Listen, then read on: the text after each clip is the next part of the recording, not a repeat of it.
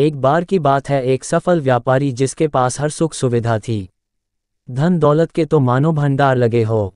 शहर में उस व्यापारी से बड़ा कोई नहीं था। यह सब धन दौलत व्यापारी ने स्वयं मेहनत करके कमाई थी। उसने रात दिन मेहनत की, व्यापार को समझा, व्यापार को बढ़ाया और ना जाने कितनी कोशिश की, तब जाकर वह इस मुकाम पर पहुंच पाया था। व्यापारी बहुत दयालु प्रवृत्ति का था। वह हमेशा धार्मिक कार्य किया करता और दान भी दिया करता था। व्यापारी की एक लड़की थी जो विदेश में पढ़ा करती और एक लड़का था जो पढ़ाई पूरी करके व्यापार करने आया था। व्यापारी ने देखा कि उसका लड़का बेवजह ही अधिक खर्च करता है और जब भी कोई कर्मचारी अथवा कोई अन्य व्यक्ति, भिखारी कुछ भी मांगता है तो वह बिना सोचे समझे दे देता है।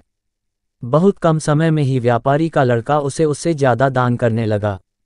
एक दिन व्यापारी ने अपने लड़के को बुलाया और कहा, तुम मेरी कमाई हुई दौलत को उड़ा रहे हो, तुमको क्या लगता है यह दान करना सही है?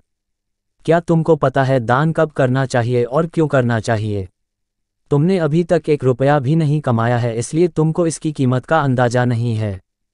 पहले तुम कर्मचारी की तरह पूरा महीना काम करोगे, उसके बाद जो पैसे तुम्हें तनख्वाह के रूप में मिलेंगे उससे तुम दान करना, फिर देखना तुम्हें मेरी बात समझ में आ जाएगी।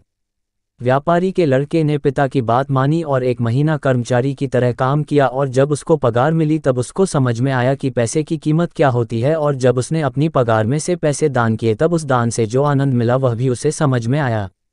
व्यापारी के लड़के ने इससे पहले जो भी दान दिया था उससे ज़्यादा खुशी उसको बहुत कम पैसे जो उसने 1 महीना मेहनत करके कमाए थे वह देने में मिला। व्यापारी ने समझदारी से अपने लड़के को पैसों की कीमत और दान के महत्व के बारे में समझा दिया।